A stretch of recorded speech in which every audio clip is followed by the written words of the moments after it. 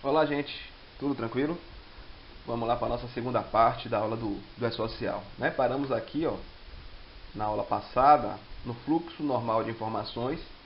A gente trouxe uma linha lógica de raciocínio aqui para poder vocês terem uma visualização clara do fluxo do E-Social, ok? Pegamos os principais eventos para poder montar um fluxo. A gente tem uma linha de raciocínio lógica, né? Lembrando que evento é tudo que acontece no E-Social, que todo evento começa com S, ok? No E-Social, todo evento no E-Social começa com S, tracinho e um número. O primeiro evento é o S1000, que a gente falou, tranquilo? Então, sabendo disso, vamos para o fluxo aqui das informações do E-Social. A gente pegou os principais aqui. Observe que a primeira fase aqui, ó, a empresa ela vai enviar os eventos de tabela e o evento S1000. Eventos de tabela, gente, são eventos que a empresa não altera. Essas tabelas a empresa não pode alterar. É a diferença de um evento de tabela para o evento do E-Social. São as tabelas que já vem pronta, a E-Social já manda ela pronta. A empresa só vai dizer em qual daquelas situações ela se enquadra. Por exemplo, existe a tabela do E-Social da natureza jurídica. Aí a empresa vai ver onde ela se enquadra, em qual natureza jurídica ela se enquadra, ela vai informar a social que ela faz parte daquela tabela de tal natureza jurídica. Então, primeira etapa, a empresa transmite os eventos de tabela, que são os eventos que já vêm prontos da social, e transmite o S1000. Né? O S1000 é o que abre as portas para iniciar a transmissão do E-Social. O S1000, lembrando, a informação do empregador. Para poder existir empregado, tem que ter primeiro empregador. Então, esse S1000 vai dar as informações do empregador, as informações cadastrais, ok? Você envia. Sem o S1000 lá enviado, você não consegue enviar mais nenhum evento. Teve logo no início do E-Social, lá na primeira etapa, teve uma empresa que me ligou, informando que estava tentando enviar um determinado evento e não estava conseguindo. E não sabia o motivo. Então, a pergunta inicial é o seguinte: você já enviou o S1000? Quando a pessoa checou, não tinha enviado no S1000. Se não enviou o S1000, você não existe para a social ainda. Né? Então, ela enviou o S1000 e depois conseguiu enviar os demais eventos. Ok? Enviando o S1000 e os eventos de tabela, o E-Social já sabe que o empregador existe. Então, próxima etapa é enviar os eventos não periódicos, que são eventos do trabalhador. Por que o nome é esse? Eventos não periódicos, porque são eventos que não têm uma data específica para ocorrer. Exemplo, quando você contrata um empregado, você não tem obrigatoriedade de contratar em um dia específico do mês, né? Você pode contratar ele a qualquer momento. Então, esses eventos são chamados de eventos não periódicos, eventos do trabalhador. O S2200 é o primeiro que a gente trouxe aqui, dos eventos não periódicos, que é o evento cadastro do vínculo do servidor, ou seja, você vai informar aí que o servidor existe, que você contratou através do S2200. Esse evento aí para as empresas privadas, gente, tem que ser enviado um dia antes da contratação. Ou seja, se você vai contratar um funcionário agora, no dia 1º de abril, no dia da mentira, né? Você vai contratar ele 1º de abril, você vai ter que enviar informação sobre ele para a social até 31 de março. Ele só pode começar 21 de abril, ou 1º de abril lá, se você já tiver enviado as informações de cadastro do trabalhador no dia 31 de março. Observe que o cara só pode começar a trabalhar com a documentação toda completa, né? Com a documentação completa, com o exame admissional feito. Não pode começar a trabalhar e ficar com documentação pendente. Tem que começar tudo certinho, né? Então, 100% certo aí quando você envia o evento S2200. Por que tem que estar 100% certo? Porque os eventos não periódicos ele não retifica. Tem que ter o maior cuidado com esses eventos, que você não pode retificar. Uma vez enviado o evento não periódico, já era. Vamos supor que você envie a data de contratação do funcionário, a data incorreta, ok? E como é que você corrige isso? Só fazendo o desligamento dele. Porque evento não periódico é um evento de extrema importância para os órgãos, então você não pode retificar ele. Ok, gente? Então, existe um evento que eu não coloquei aí, evento que a gente não gosta de falar muito, que é o S2190, Esse S2190 é o pré-cadastro, ou seja, o E-Social permite que alguém inicie lá, o funcionário inicie com informações de pré-cadastro, que é o 2190. Só que o pré-cadastro ele pede informações básicas como nome, data de nascimento, CPF, PIS, né? Ou seja, é possível que o trabalhador comece, você envia essas informações, mas você tem até o 7º dia do mês seguinte, ou seja, até o fechamento da folha, para poder você enviar o restante das informações. Então, já pensou você enviar um pré-cadastro de um cliente e ele se amarrar para poder entregar para você a documentação faltante, né? E aí, você vai prejudicar toda a folha? Então, a gente não aconselha usar o 2190 de forma alguma, se for um caso muito extremo, né? A gente nem bota no material de propósito para não chamar atenção, porque a gente sabe que o empregado, quando ele começa a trabalhar, ele relaxa, já está trabalhando, então ele relaxa para correr atrás dos documentos. A gente tem que cobrar esses documentos antes de ele começar, porque aí sim ele tem interesse de correr atrás o mais rápido possível para iniciar o trabalho, ok? Então, eventos não periódicos, S2200, cadastro do vínculo do servidor. Aí tem aí o S2300, que são os TSVEs, os estagiários, que são os trabalhadores sem vínculo empregatício. Então essas pessoas, o estagiário, você vai enviar também informação de cadastro dele. A diferença é que ao invés de ele ir com S2200, que é um cadastro de vínculo, você vai enviar ele no S2300 como TSVE, que é o trabalhador sem vínculo empregatício. Lembrando que eu dei outro exemplo aí também de TSVE. Além do trabalhador sem vínculo empregatício, tem também os cedidos. Lembra que eu falei? Um funcionário é da Secretaria de Agricultura e ele é cedido para a Secretaria de Educação, um exemplo.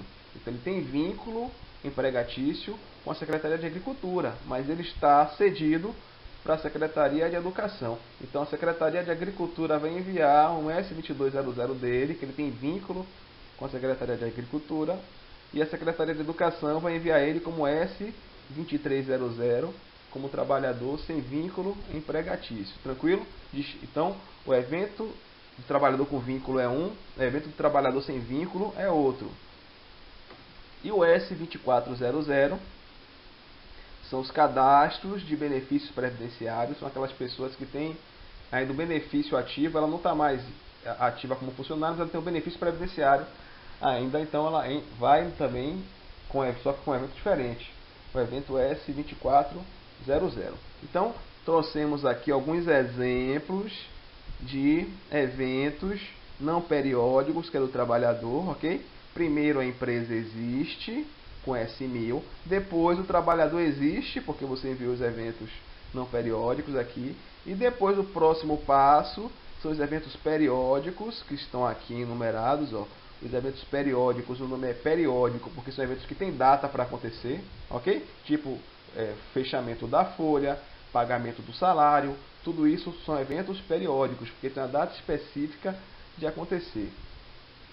Também conhecido como eventos de folha, os periódicos. Os periódicos você pode corrigir, nesse caso, se você manda informação errada, tipo assim, você fechou sua folha e você esqueceu de enviar que essa pessoa teve hora extra, um exemplo, você consegue corrigir da seguinte forma: você reabre a folha, ok? A folha você tem que fechar através do evento S1299, é um evento de fechamento de folha, e nesse caso aí você errou, né? Vamos supor que 3 meses depois você percebeu que não tinha informado a hora extra de um determinado colaborador, então você envia um evento S1298, S1298 é a reabertura da folha. Aí você reabre aquela folha de 3 meses para trás lá, reabre, informa a hora extra daquele colaborador que você errou, depois você fecha a folha novamente, reenvia um evento S1299, fechando a folha novamente, e quando você faz isso, acaba gerando novas guias previdenciárias para você poder pagar com a multa referente ao erro que você teve lá atrás, você confessa a sua dívida de imediato, ok? Então os eventos de folha, ou seja, os eventos periódicos, você consegue corrigir através da reabertura da folha, caso ela já tenha sido o quê? Fechada. E os eventos não periódicos você não corrige. A gente trouxe aqui alguns exemplos de eventos de folha, de alguns eventos periódicos. O primeiro dele é o S1200, ele aqui, ó, S1200, que são colaboradores que contribuem para o regime geral de previdência social. Então, o colaborador que é do regime geral tem um evento, o colaborador que é do regime próprio de previdência tem outro, é separado isso aí, ok? Todo trabalhador, empregado, todo trabalhador que contribui para o regime geral de previdência, você vai enviar os eventos de folha dele lá, ó, através do S1200, lembrando que esse evento é o provisionamento da folha e não o pagamento efetivo. Por que se distingue, professor, o provisionamento da folha e o pagamento da folha? Porque eu falei no início, né, lá da aula para vocês, da parte 1 lá da aula, que um dos órgãos que fazem parte do projeto do E-Social é a Receita Federal, não é isso? E a Receita Federal falou o seguinte, olha, a gente vai ter que separar o evento de provisionamento do evento de pagamento, porque o imposto de renda ele é cobrado pelo regime de caixa, ok? Ou seja, o trabalhador ele só vai pagar o imposto de renda se ele efetivamente recebeu as verbas dele. Se ele não recebeu, não há imposto de renda, porque imposto de renda é por regime de caixa. Então, devido a essa exigibilidade da Receita Federal, dessa exigência da Receita Federal, o evento de provisionamento é separado do evento de pagamento, né? Mesmo que você envie os dois no mesmo dia, você já mande sua folha e já diga que você pagou de imediato. Você pode enviar os dois eventos no mesmo dia, só que são eventos distintos, ok? S1200, colaboradores, eventos de folha de colaboradores que fazem parte do regime geral de previdência social. O S1202 são os trabalhadores que fazem parte do regime próprio de previdência social. Lembra do regime próprio, gente? Aqueles casos que eu falei da Constituição, que ela obrigou que os municípios, os entes públicos, adotassem o regime jurídico único. E tem municípios e tem estados, ou seja, tem entes públicos que não contribuem para o regime geral de previdência, porque ele tem um regime próprio de previdência social. É o caso do estado da Bahia. Os funcionários do estado têm um regime previdenciário próprio. Então, no caso de colaboradores que contribuem para o regime próprio de previdência social, o evento é diferente, é o S1202, para distinguir, né? A previdência também faz parte do projeto social, então para distinguir quem é do regime geral e quem é do regime próprio, ok? O evento S1210 é o próximo aqui, ó.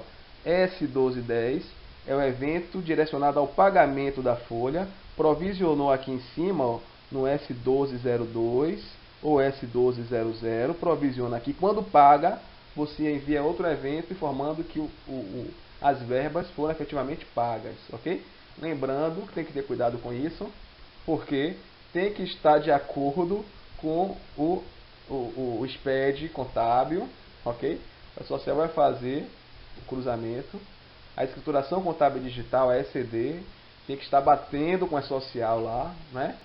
Você pagou, efetivamente pagou, tem que estar lá, dado baixa no seu extrato bancário lá o pagamento, tem que estar batendo, senão vai ter o cruzamento de informações. E não é porque transmitiu que aceitou e que você não foi notificado de imediato que sua situação está ok, gente. A gente lembra que a homologação tácita, elas são 5 anos para poder homologar um tributo, ok?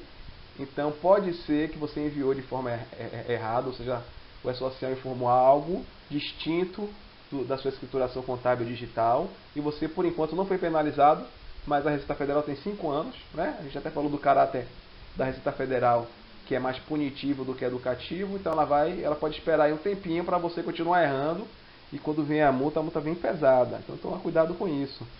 Se o evento S1210 de pagamento da social está batendo lá com sua escrituração contábil digital. Tranquilo? Próximo evento aqui, ó, S1299, no E-Social, sempre que finaliza com 99, é o fechamento e a conclusão de alguma coisa.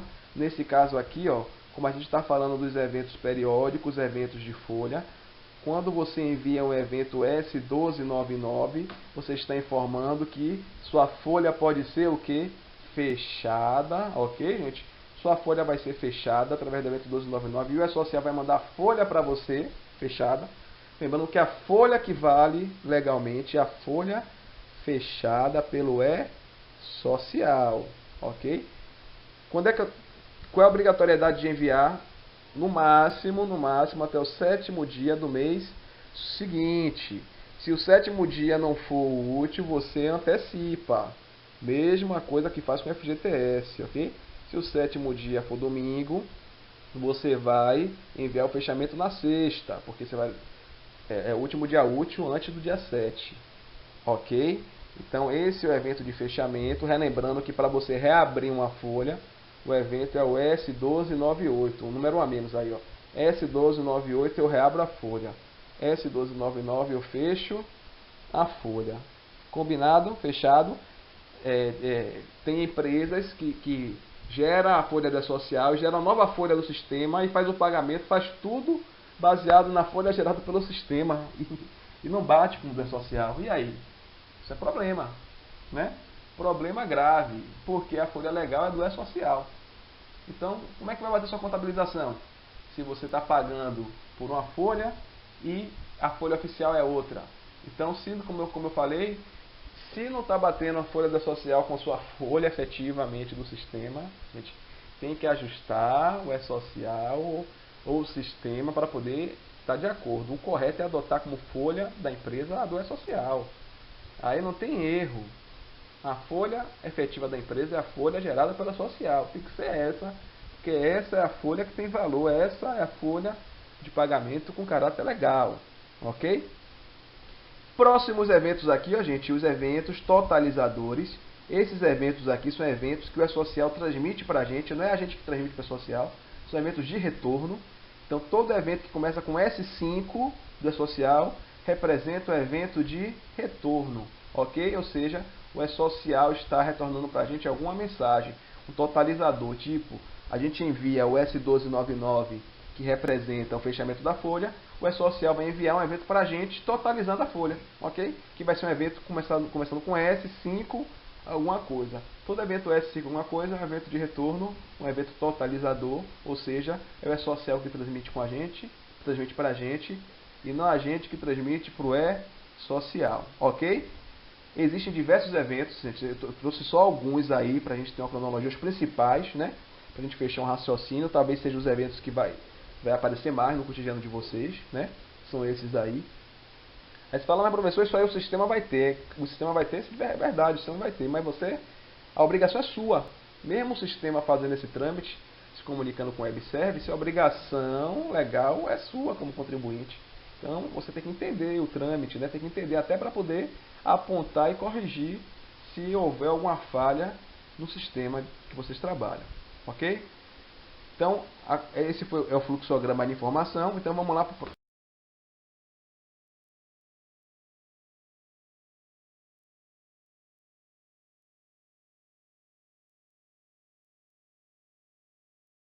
o próximo slide.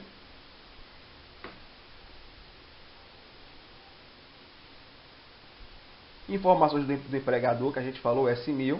São informações cadastrais de contato. Tem a classificação tributária da empresa, que está lá na tabela 8. Lembra que eu falei que os eventos de tabela a gente não altera? Uma das tabelas é a tabela 8. São 26 tabelas no total. 26 eventos de tabela. A classificação tributária está na tabela 8. Você vai enviar através do S1000 qual é a sua classificação tributária que você captou lá na tabela 8. Ok? Natureza jurídica, você vai informar a sua natureza jurídica, informando que você captou na tabela 21, no evento de tabela 21. Número do CIAF, se for o caso. Informações relativas ao ente federativo responsável. Indicação da existência de regime próprio de previdência social. Então lá, quando vai se enviar o S1000 com o evento inicial, você já informa se existe regime próprio de previdência social ou não.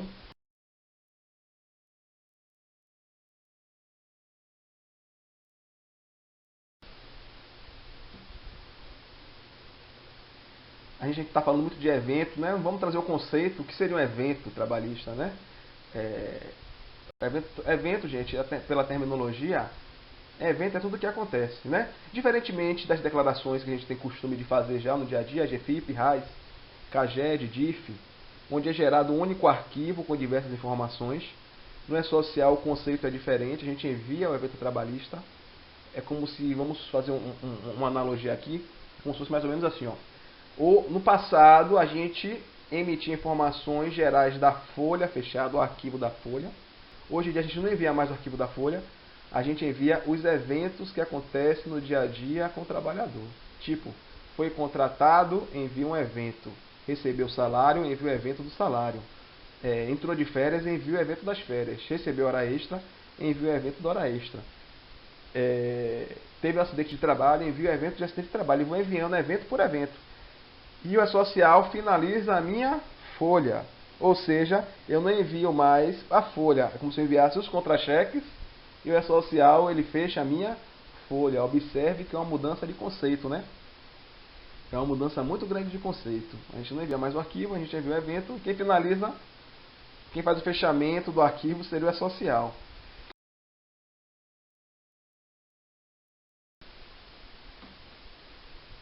Etimologicamente falando, o evento é algo que acontece, ok? Tudo que acontece é um evento.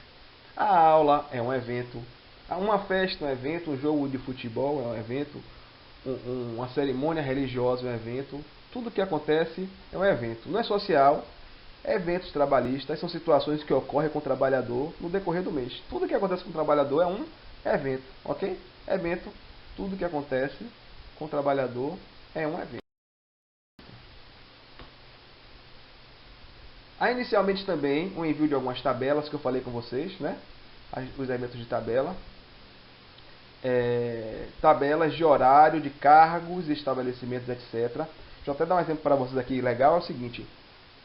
Para não ter redundância de informação, né? Você não vai enviar para o E-Social de cada trabalhador qual é o horário especificamente que ele faz. Você não vai dizer assim, ó, esse trabalhador ele entra aqui na empresa 8, ele para meio-dia para poder almoçar, retorna às 13 horas do almoço e 17 horas ele vai para casa. Não é assim que funciona na social. Você vai primeiro enviar um evento de tabela para a social informando quais são os horários que tem na sua empresa. Tipo assim, ó, horário 1 das 8 às 12, das 1 às 17. Horário 2 das 9 da manhã até às 16 horas. Horário 3, aí você envia por social uma tabela com todos os horários que sua empresa tem cadastrado lá. Aí depois, quando você for enviar a informação do trabalhador, você vai falar o seguinte, esse trabalhador, ele faz parte do horário 1 da tabela X. Entendeu?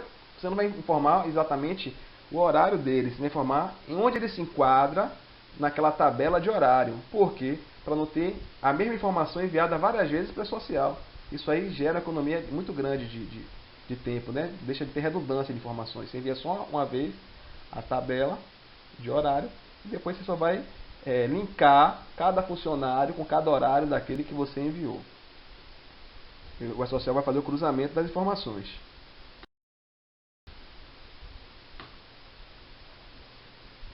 Assim, ó, uma admissão é um evento trabalhista, um afastamento é outro evento trabalhista, um desligamento, outro evento, fazer um exame médico periódico, outro evento, e por aí vai. E todos os eventos deverão ser enviados ao E-Social. Alguns eventos têm uma data limite para acontecer, outros eventos não têm uma data específica, contudo, até a finalização da folha, né, todo evento, seja ele que tenha data, seja ele que não tenha, tem que estar enviado. O professor me deu um exemplo de um evento que tem data para enviar, né, além do fechamento da folha. O acidente de trabalho, por exemplo, eu falei com vocês que o acidente de trabalho tem que enviar ele com 24 horas no máximo após o acidente ter ocorrido. E no caso desse acidente ter óbito, você tem que enviar no mesmo dia, na mesma hora. A gente até brinca, né? Antes de ligar para a SAMU, se tiver óbito, você primeiro envia o evento do acidente para a social, porque ele tem que ser enviado de forma imediata. Para que isso, gente? Para poder ter os benefícios dos herdeiros, estar garantido. Ok? Como eu falei, alguns em prazos exíguos, como admissão de empregados, como a admissão também eu falei que tem que ser um dia antes, lembra? Lembrando que tem uma admissão, gente, quando o funcionário ele é público, é diferente, viu? A admissão, ela pode ser enviada até o fechamento da folha, porque tem a questão da posse e etc. Mas o funcionário da iniciativa privada, a informação de admissão, ela tem que ser enviada um dia antes, ok? Da contratação dele, um dia antes de ele começar a trabalhar de forma efetiva. deve ser enviado antes mesmo do empregado iniciar na empresa. O desligamento, cujos dados financeiros da rescisão contratual deverão ser enviados no mesmo prazo de pagamento. Ou seja, a gente sabe que obrigatoriamente as verbas rescisórias têm que ser efetuadas até o 10º dia, né, após o desligamento do empregado, do colaborador. Ou seja, a demissão se tem que formar nesse mesmo prazo, até 10 dias, ok? Porque é o prazo que você vai ter que fazer o efetivo pagamento da demissão dele, das verbas rescisórias dele.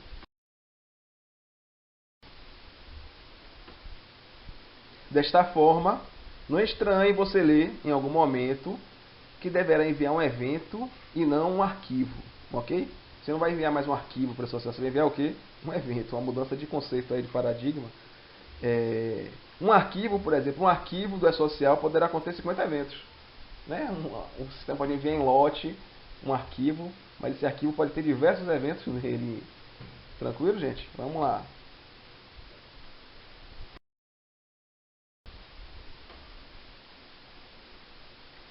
Eventos do E-Social e a vigência. Ó, a resolução do comitê diretivo do E-Social. Existem dois comitês, gente, no E-Social. O comitê diretivo e o comitê gestor. Esses dois comitês é quem divulga ou estabelece as normas do E-Social lá no portal do E-Social. Quem quiser acessar lá o portal vai estar lá todas as resoluções, né? Mas a resolução 02 do comitê diretivo do E-Social, essa resolução é de 30 de agosto de 2016, traz a vigência do E-Social. Ela foi alterada pela resolução. Aí a data, né, o faseamento do E-Social, a gente percebe que tem diversas mudanças na data do E-Social. Eu vou trazer para vocês o conceito básico do faseamento. Não vou pular a parte das datas, porque toda hora muda. Corre o risco de, se eu falar a data exatamente da implantação, meu vídeo já fica desatualizado amanhã, porque toda hora muda.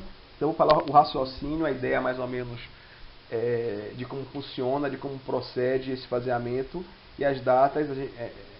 Quem tiver dúvida, consulta, né, no dia efetivo da dúvida, a data de implantação, ok? Vamos lá. A vigência foi dividida em grupos de empregadores por grupo de natureza jurídica, ou seja, vocês acompanham aí na mídia, né? As empresas de grande porte vão enviar, as empresas de pequeno porte foi prorrogado. Como é que você descobre de forma técnica correta quando é a data que a empresa obrigatoriamente vai enviar o E-Social, né? Então, o que lastreia aí a base para você poder saber qual é a data correta de quando você vai enviar as suas informações para o E-Social, a obrigatoriedade de você enviar suas informações para o E-Social, é você pegar lá no seu CNPJ, ó, e olhar o grupo da natureza jurídica que você está enquadrado. No CNPJ fala grupo da natureza jurídica. E depois você vai na tabela 21 do E-Social e olha na tabela 21 em qual a data que seu grupo está inserido. Então essa é a forma correta para você fazer a identificação da data. Tipo aqui, ó, trouxe aqui um CNPJ. Observe nesse CNPJ que aqui, ó, é o código e descrição da natureza jurídica. Observe aqui que nesse caso a natureza jurídica é 213-5, empresário individual. Eu vou aqui, ó, vejo qual é o primeiro dígito aqui da natureza, é o 2, ok? Natureza jurídica, meu primeiro dígito é 2, iniciado com 2, está enquadrado na tabela 21 da social como entidades empresariais, ok? Vou lá na minha tabela, na tabela 21, todo mundo que está enquadrado como 2, ó, número de início da natureza jurídica, 2, que foi o caso, o exemplo que a gente viu agora no CNPJ, entidades empresariais, ele está dentro do grupo 1. O grupo 1 foi o grupo que já finalizou a social, que já fez tudo, né? Então, observe aqui, ó, se começar com 1 lá, ó, o código da natureza jurídica, você faz parte, seu cliente faz parte da administração pública, então o grupo dele é o último, que é o grupo 3. Quem começa com 2 é o grupo 1. Quem começa com 3, com 4, com 5 é do grupo 2. Observe aqui, ó, 3. Entidades sem fins lucrativos, está no grupo 3. Pessoas físicas, está no 4. Natureza jurídica 4, que está no grupo 2. Ó. Organizações internacionais e outras instituições extraterritoriais, começa com 5, também está no grupo 2 da social. Ok, gente? Fechado aí essa informação. Pega o CNPJ, vai lá na natureza jurídica, vê o primeiro dígito lá da natureza jurídica, vem na tabelinha, vê onde se enquadra aqui, em que grupo da social a empresa está inserida. Beleza? Fácil? Não é fácil? Fácil, fácil, professor. Mole aí. Após descobrir a natureza jurídica e o grupo de entrada, fique atento aos prazos por tipo de evento da social e grupos de empregadores. Descobriu isso, fica ligado aí, entra de forma constante no portal da social para poder verificar qual é a data, né, qual o prazo para você fazer o envio das suas informações. Tranquilo? Então, vamos lá. Eventos de tabela para órgãos públicos. Estou trazendo alguns específicos aqui para órgãos públicos. Observe aí, ó. Tabela de estabelecimento em órgão público S1005. Gente, ó, S1005 é interessante esse evento aí, porque é o seguinte. Em princípio, esse evento ele foi criado para as obras, né? Porque as construtoras ela tem um único CNPJ e ela tem diversas obras referentes àquele CNPJ. Então, nesse caso aí, a construtora envia o evento S1000, que é como se fosse o CNPJ lá, pai ou mãe principal, e as obras ele envia como se fosse um evento S1005. Quando é S1005, ele vai ter que estar vinculado a algum S1000. Então a obra envia um S1005 e já informa que esse S1005 está vinculado àquele CNPJ pai ou CNPJ mãe. Ok? Então foi criado em princípio para isso. Foi criado em princípio para as obras. Só que percebeu-se que nos órgãos públicos não são todos os órgãos públicos, não são todos os municípios ou estados que estão organizados. Ou seja, que cada secretaria tem o seu CNPJ próprio, né? Tem um município aí que só existe o CNPJ da prefeitura e as secretarias não têm um CNPJ específico, né? Nesses casos, a prefeitura vai ter que enviar o evento S1000 referente ao cadastro da prefeitura e as secretarias enviam o S1005. Tipo assim, a prefeitura enviou o S1000, aí a Secretaria de Educação envia o S1005 com as informações dele. A Secretaria de Saúde envia o S1005 com as informações dele também. Entendeu, gente? Como funciona? Ok? S1000 para o principal, S1005 para os demais órgãos, no caso do órgão público. Certo? O estado da Bahia, cada secretaria tem seu CNPJ, então é organizado. Então, esse S1005 é para isso, ok? Como se fosse um cadastro secundário vinculado a um principal. Tabelas das rubricas S1010. Tabelas de cargos de empregos públicos, ou seja, tem que ter uma tabela de cargos lá, que é o S1030. Tabela de carreira pública, né? Existem as carreiras públicas, então tem que ter um evento específico para a carreira pública, que é o evento S1035. Tabela de funções, cargos e comissão, que é o evento S1040.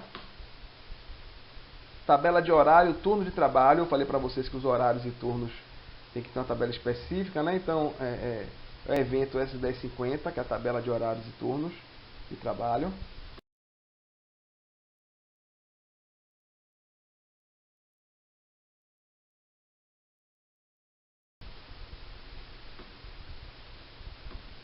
Informações do trabalhador sem vínculo. Evento de admissão S2200. Prazo para o envio até o 7º dia do mês seguinte. Isso aí, gente, é para órgão público, né? Nos eventos de órgão público, a gente sabe que eu falei para vocês que no privado tem que enviar um dia antes, mas no público, até o fechamento de folha tem que enviar, porque tem a questão da posse e etc. Então, para funcionários públicos, deu uma flexibilizada maior na admissão. Dados cadastrais contratuais, né, que é o GPS, se faz parte do regime geral de previdência, o regime próprio de previdência. Os dependentes têm que ter CPF, né? É um problema também porque obrigatoriamente pela lei, desde 2008, toda pessoa quando nasce tem que ter CPF, e teve municípios que demoraram de aderir a essa lei. Então tem cartórios que demoraram para poder colocar o CPF na certidão de nascimento, então tem que ter cuidado com isso aí, porque se no cadastro tiverem dependentes menores aí sem CPF, tem que ser feito o CPF urgente, né? A gente aconselha aí, ó, quando for órgão público, que se faça um recadastramento no município, ameaçando de que quem não for para o recadastramento vai sair de folha, e nesse recadastramento exige toda a documentação, toda a informação faltante, inclusive o CPF do dependente, ok, gente? Teve uma prefeitura, que é a prefeitura de Vitória da Conquista, que quando ela fez ela fez um recadastramento antes de começar o social, teve muito êxito nisso, e eles aproveitaram, mesmo não sendo obrigado ainda, eles aproveitaram para coletar a biometria dos empregados. Então é muito importante, ainda não está sendo obrigado a biometria, mas já que você teve esse momento para chamar todo mundo de novo para se recadastrar, aproveita e coleta a biometria, né? Porque em um determinado momento vai ser obrigado, a biometria está cadastrada, então já ganha esse tempo. Aproveita o recadastramento e já faz a biometria. Eu vi algumas empresas também, gente, fazendo o que é errado, não sei quem orientou dessa forma, mas criando fichas para os funcionários preencherem de próprio punho com as informações e depois assinarem essa ficha. Ou seja, a empresa queria se eximir. Tipo assim, ó, a informação está errada no cadastro porque o funcionário informou de forma errada. Mas não tem valor, gente, esse documento, porque a obrigação é do empregador. Não tem jeito, a obrigação de enviar a informação correta é do empregador. Então vai ter que checar o CPF, vai ter que checar o PIS, vai ter que fazer a qualificação para ver se o CPF bate com o PIS. Então, essas atitudes de transferir a responsabilidade para o trabalhador, para o social, não vai colar, ok?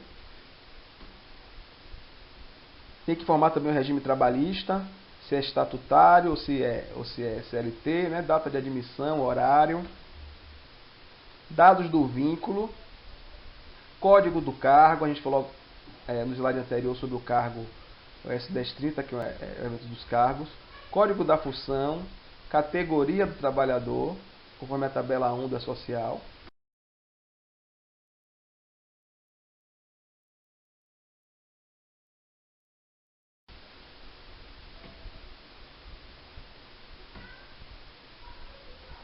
Tabela de evento S1030, tem que constar no 1030 informações do cargo, identificação do cargo, código, nome e CBO. Outro problema é o CBO. Tem empresas que no cadastro de funcionário está todos os funcionários com CBO só de auxiliar administrativo. Isso não vai dar problema, não é social. Vai ter que colocar o CBO correto, o código correto de ocupação, ok? Tem que fazer esse ajuste. Detalhamento de informações exclusivas para cargos e empregos públicos, tipo, existe acumulação, exclusividade, contagem especial, você vai ter que ser informado.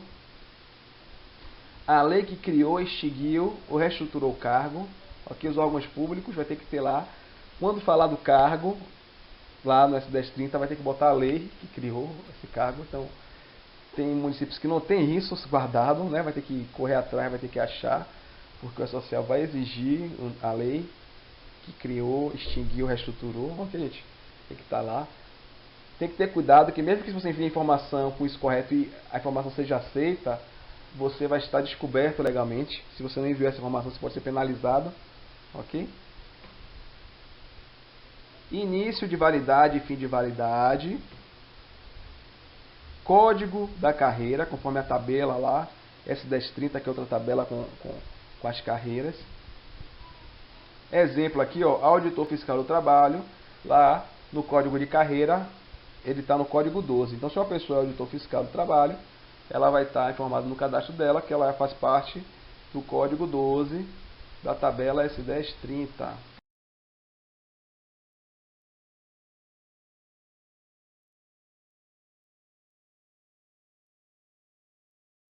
Ok? Informações do trabalhador e do vínculo. S2100 esquece, esse evento já não existe mais. Deixou de existir, risca ele aí. Equivale ao S2200, que é o início, né? Obrigatoriedade de admissão, S2200, que envia um dia antes do início. Esse evento, relembrando para vocês, é um evento não periódico, ou seja, não retifica, é um evento não periódico. Prazo de envio, empresa privada, um dia antes de começar, empresa pública, até o 7º dia do mês seguinte. Dados contratuais, dependente, ok. Regime trabalhista, já falei sobre isso. Aqui o código, no caso da tabela do auditor, código 12.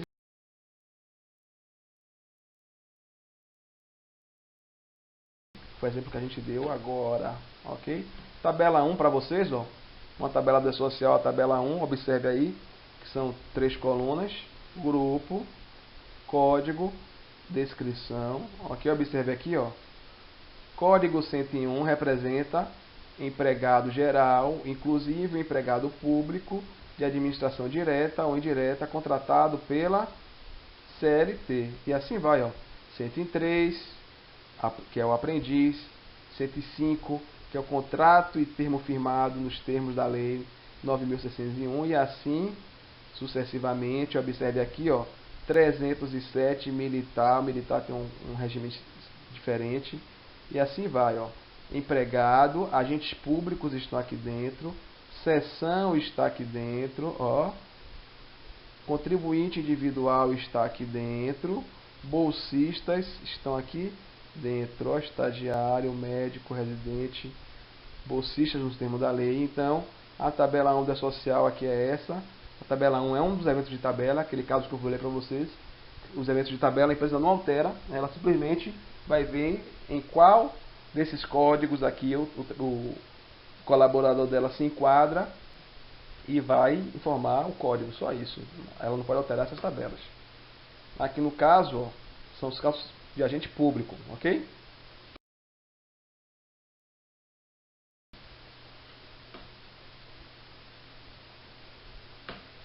Forma de proventos aí na área pública, ó. Originário é o local que a pessoa foi nomeada, e os derivados é onde ele está no momento, ou por promoção, ou por aproveitamento, ou por readaptação, ou por reversão, ou por reintegração, ou por reprodução.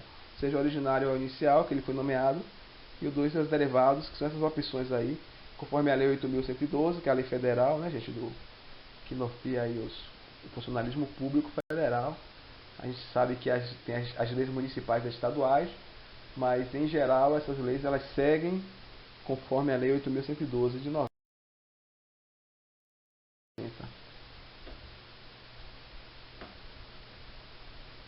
Trouxe um exemplo aqui para vocês, ó. A seção requisição de servidores, como é que funciona. A Lei 8.112 de 90, no artigo 93, Decreto 4.050 de 2001. Tem as leis estaduais, municipais e correlatas, que eu expliquei a vocês. A Lei 9.717 de 98. As orientações normativas. Os glossários e o MOS, que é o Manual do E-Social. A gente conhece como MOS, ok? Manual do E-Social, mais conhecido como MOS.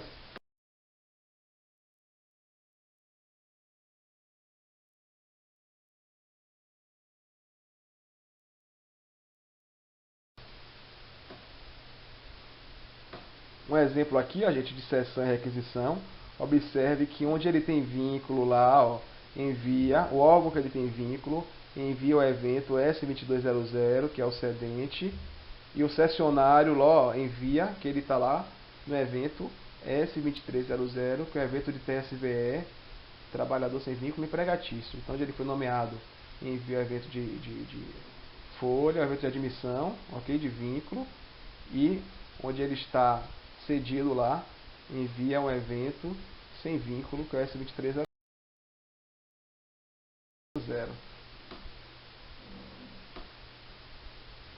Caso de promoção, ó, ele estava lá no S2200, que é o evento de admissão dele, passou um evento, a empresa passou porque ele foi promovido, um evento S2206, informando que houve alteração no contrato de trabalho. Depois, os eventos de cargo e carreira aí, S1030 e S1035, tabela de carreiras públicas, tabela de cargos e empregos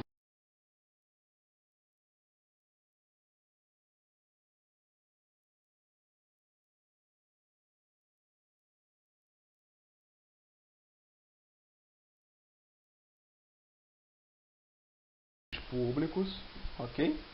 No caso de aproveitamento, o funcionário que vai ser aproveitado, ó, ele inicia lá com o evento S2200, que é o de admissão. Depois, S2230, que é o afastamento temporário, ele foi afastado desse cargo por algum motivo. Você explica no código 31, servidor público em disponibilidade, está falando que ele tem disponibilidade do órgão inicial. Logo em seguida, você coloca o S1299, que é o término, lembra, gente? 1299 é o término de alguma coisa, sendo que foi finalizado aqui o vínculo dele, o vínculo não, foi finalizado a disponibilidade, e o S200 é o novo vínculo dele, ok? Que pode ser referente a uma alteração do contrato de trabalho, ele foi promovido, pode ser em decorrência de uma tabela de carreira, mudou de carreira ao cargo, ou então ele pode ter mudado de carreira pública. Então aí é um caso de aproveitamento, como é que funciona o fluxo aí de passo a passo, como deve ser feito.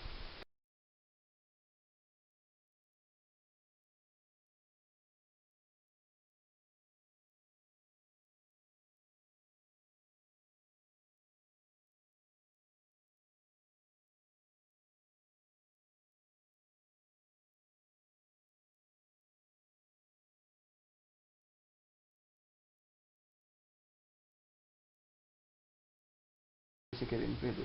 2230, porque ele foi cedido, o cessionário vai dar início no S2230 aqui, ó. Observe que ambos enviam o evento de folha. Por que ambos enviam o de folha, gente? Porque o ônus é para ambas as partes. Ambos vão pagar o salário. Então ambos enviam o evento de folha e o evento de pagamento, ó. Porque os dois vão pagar o salário. E no término, o cessionário, lembra quando eu falei que quando finaliza com 99 é término de alguma coisa? Terminou aqui a sessão, ele enviou 99, envia o evento de retorno, ó, ele retorna para o órgão de origem. Então, é importante destacar que nesse caso, como ambos vão fazer o pagamento, o ônus é para ambas as partes, ambos vão enviar evento de folha, ok?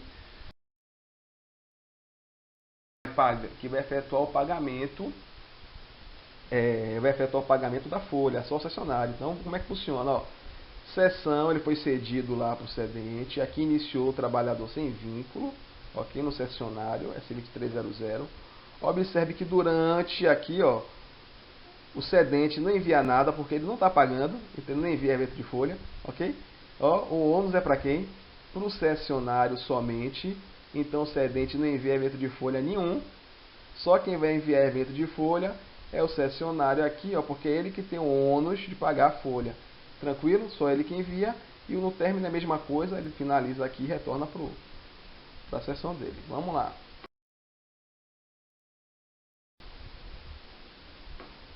Outro exemplo aqui, ó. Nesse caso, a obrigatoriedade do pagamento, o ônus é de quem? Do cedente. Já muda, né? O ônus é do cedente agora. Como é que funciona? A sessão é do mesmo jeito que é feita, contudo o evento de folha, ó, só quem envia é o cedente. O cessionário não envia evento de folha. Por que não envia? Porque não vai ter ônus. Quem vai pagar o salário do servidor público é o cedente. Então ele vai enviar o evento tanto de provisionamento como o de pagamento. E no término do contrato, mesma coisa. O contrato finaliza e o funcionário tem o retorno. Afastamento do cargo efetivo com remuneração. Ele vai ser afastado com remuneração. Exemplo aqui, ó, ele ganhou Ele ganhou para vereador, ok? E ele é funcionário público, então ele ganhou para vereador. Então ele vai ser cedido lá, ok? Da origem vai para a Câmara, vai ser afastado do órgão dele e vai chegar lá e vai ter um evento sem vínculo na Câmara dos Vereadores, porque ele tem vínculo com o órgão original, ok? TSVE, trabalhador sem vínculo.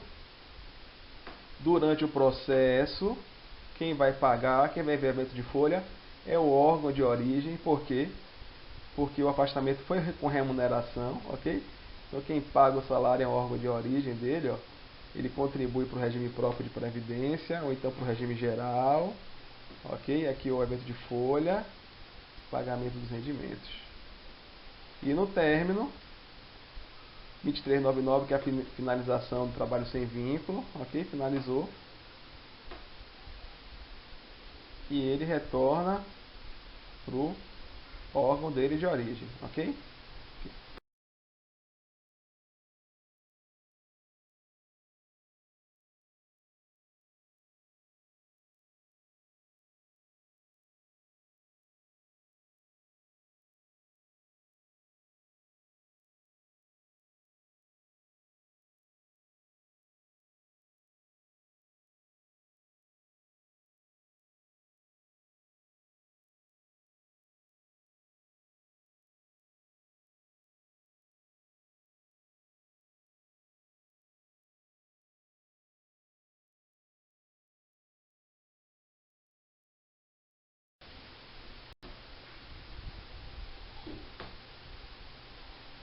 Fato importante, gente, é o seguinte, ô professor, e se o trabalhador ou servidor público, vamos supor que ele trabalha no órgão público que tem regime próprio de previdência, ok?